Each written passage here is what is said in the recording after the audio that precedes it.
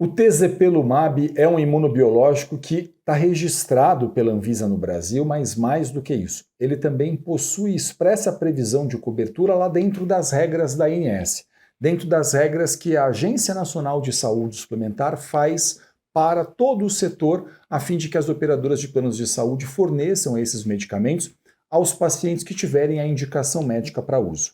Na prática, contudo, isso costuma ser um pouco mais dificultoso.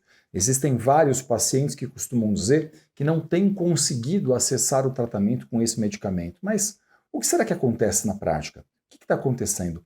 Por que muitas vezes uma operadora de plano de saúde não fornece um tratamento como esse? Eu sou Elton Fernandes, eu sou advogado especialista em plano de saúde, professor de pós-graduação em importantes instituições da área e autor de livro jurídico. Hoje eu vou tentar desmistificar um pouco para vocês sobre as regras do setor dos planos de saúde.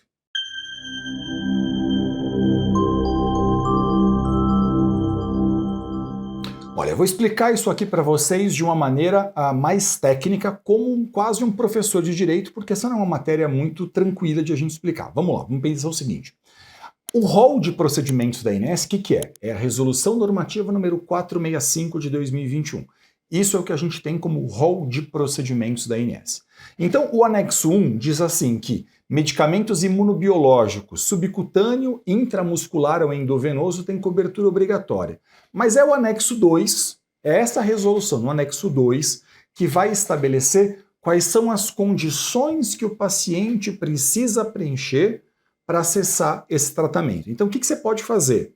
Depois de terminar esse vídeo, calma a ansiedade agora. Você vai fazer o seguinte, você vai entrar na Resolução Normativa número 465 de 2021 da ANS e você vai procurar o anexo 2 e vai clicar no anexo 2.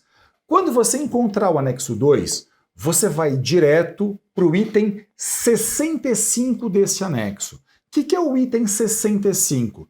É justamente onde está listado esse medicamento. É justamente onde a gente vai encontrar menção a esse medicamento. E aí, dentro desse item, você vai ler o seguinte, olha, você vai procurar ali a sua doença, e entendendo ali qual é a sua doença, você vai ler a regrinha de cobertura que a ANS estabeleceu para que um paciente possa acessar o tratamento com esse medicamento, ok? Anexo 2, entrou lá no anexo 2, você vai encontrar então o item 65 e vai procurar a sua doença, que basicamente está ali em ordem alfabética. E aí você vai fazer o quê ao ler? Vai ler isso então e vai entender o seguinte, o seu caso está em acordo com a regra da ANS?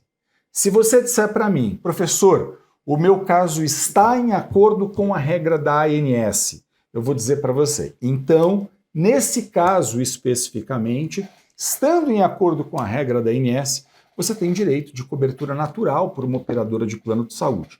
Se a operadora de plano de saúde recusou, ao meu sentir, caberia a você promover uma reclamação na própria ANS, a fim de que a operadora de saúde pudesse rever, ou quem sabe até reclamar na ouvidoria da operadora, enfim, mecanismos aí em que você pode pedir a reanálise, porque você tem uma imensa chance de fazer com que o seu caso seja revisto, seja reavaliado, ok? Aí você pode dizer para mim o seguinte, olha, eu entrei na regra da ANS, fui na resolução 465, encontrei o anexo 2, fui no item 65, encontrei a minha doença, mas meu caso não está em acordo com o que está descrito ali por alguma condição, por alguma particularidade. Ou você pode dizer para mim, esse medicamento está ali descrito para outra doença que não propriamente para minha doença. E por isso a operadora de plano de saúde está recusando. Bom, nessa situação especificamente, aí eu entendo o seguinte, vai ser hora de você procurar um advogado experiente, especialista em plano de saúde, para poder te ajudar. Porque esse profissional, ele vai ter que sentar e fazer uma análise concreta a respeito do seu caso. Ele vai ter que fazer ali, entender qual é a doença, qual é a prescrição, qual é, por exemplo, vai ter que olhar para a prescrição médica para a doença e vai ter que entender até o seguinte, o que os pareceres técnicos, científicos dizem a respeito disso.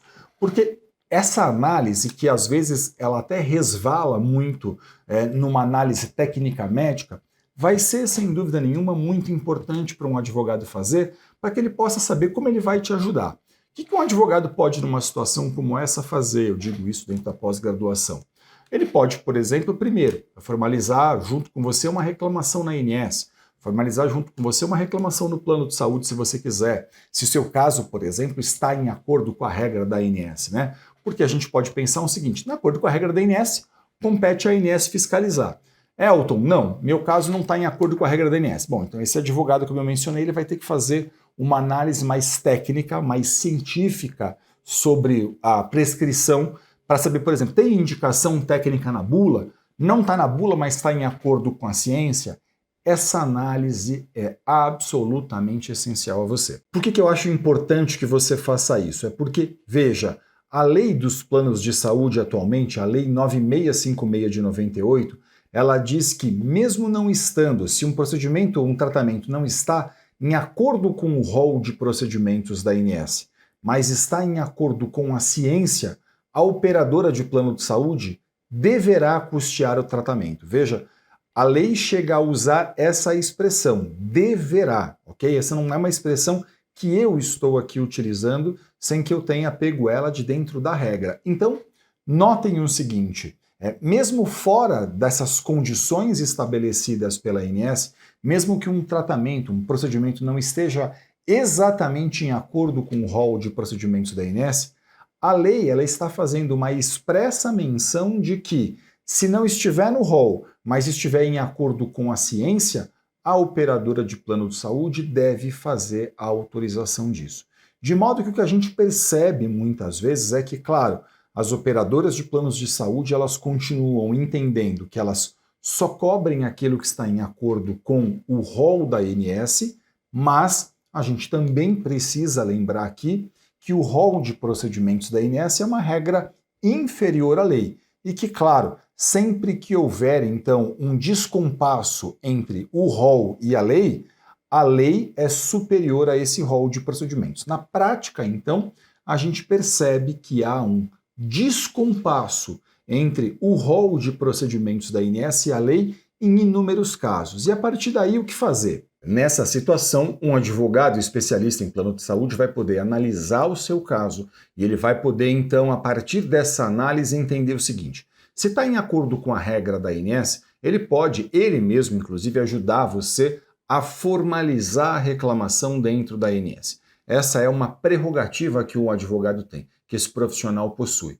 E aí, claro, se não estiver em acordo com a regra da ANS, ele vai ter que entender o caso, analisar se é, por exemplo, a situação de mover eventualmente uma ação judicial contra esse plano de saúde, a fim de buscar no Poder Judiciário a cobertura desse tipo de tratamento. Okay? Então, essa é uma possibilidade que o advogado possui. E claro, você deve estar perguntando, mas será que se eu tiver, por exemplo, que mover uma ação, como é que isso funciona? Né? Como é que seria isso na prática? Isso não vai levar muito tempo? Deixa eu explicar um pouquinho para vocês essa questão. Olha, a ação judicial é um procedimento. Esse procedimento, por exemplo, ele pode ser feito com um pedido de liminar. O que é um pedido de liminar? Né? Um pedido de liminar é um requerimento que você faz a um juiz pedindo que ele determine desde logo, desde o começo do processo, o fornecimento do tratamento que aquela pessoa precisa. Então, por exemplo, se você demonstra para um juiz que existe um direito e uma urgência, o que o juiz pode fazer? Ele pode determinar desde logo o fornecimento daquilo que você está fazendo o pedido. Então, ele olha para o caso, ele sabe que um processo vai ser longo, e bem porque o juiz sabe que um processo vai ser longo, muitas vezes ele vai poder dizer o quê? Olha, estou entendendo que nesse caso, esse beneficiário aqui ele não pode esperar o final do processo para poder usufruir desse direito.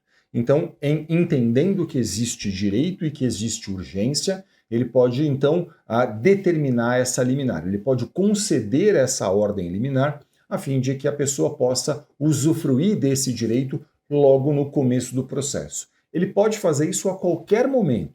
A qualquer momento da ação judicial, mas é mais comum, por exemplo, que haja essa análise desde logo, desde o começo, a fim de que, demonstrando que existe direito, demonstrando que existe urgência, que seu caso está em acordo com a lei, que o relatório médico faz a indicação clara de que há uma urgência de que o caso está em acordo com a ciência, por exemplo, ele possa então fazer a determinação disso. E note, esse processo hoje em todo o Brasil é inteiramente eletrônico. Então assim, do Oiapoque ao Chuí, não importa onde você esteja, um processo judicial é inteiramente eletrônico. Imagina que você mora na cidade de São Paulo e você vai conversar com um advogado de São Paulo. Esse profissional vai mover uma ação judicial eletrônica. Hoje existem até audiências que são feitas de forma eletrônica, embora nesses processos especificamente que envolvem plano de saúde, é incomum que haja a necessidade de uma audiência. Pode haver a necessidade de outras questões, outras provas dentro do processo, mas audiência, participação de audiência, não. Em geral, isso não é feito, mas, claro, é sempre muito importante que você converse com um profissional especialista em plano de saúde, a fim de que esse profissional possa analisar as particularidades do seu caso, entender se cabe ou não, qual o caminho vai percorrer, se entender que cabe, e esse profissional vai poder orientar você em acordo com as especificidades do seu caso. Você vai poder dizer para mim eventualmente, mas eu não conheço ninguém que seja especialista nisso. Veja, deixa eu falar uma coisa para vocês. Hoje, essa consulta com o seu advogado pode ser feita até de forma online. E eu tenho muito orgulho de dizer para vocês que em todo o Brasil, nas pós-graduações em que eu leciono, a gente forma profissionais cada vez mais capacitados, especialistas nisso, capazes de olhar profissionalmente para uma questão como essa, capazes de fazer uma análise cuidadosa de um caso, a fim de poder entender quais são as possibilidades que a gente tem, quais são os caminhos que vão ser percorridos. Então, se você não conhece um profissional aí da sua cidade, por exemplo, você pode buscar isso pela internet, fazer isso online com um profissional, não tem problema nenhum, até porque, como eu mencionei para vocês, um processo que eventualmente tenha que ser movido um processo, essa ação será eletrônica, tudo correrá eletronicamente. Então, não importa se você está numa cidade e seu advogado está na outra cidade, se você está num estado e seu advogado está muito distante de você, porque tudo isso pode ser feito hoje de forma online,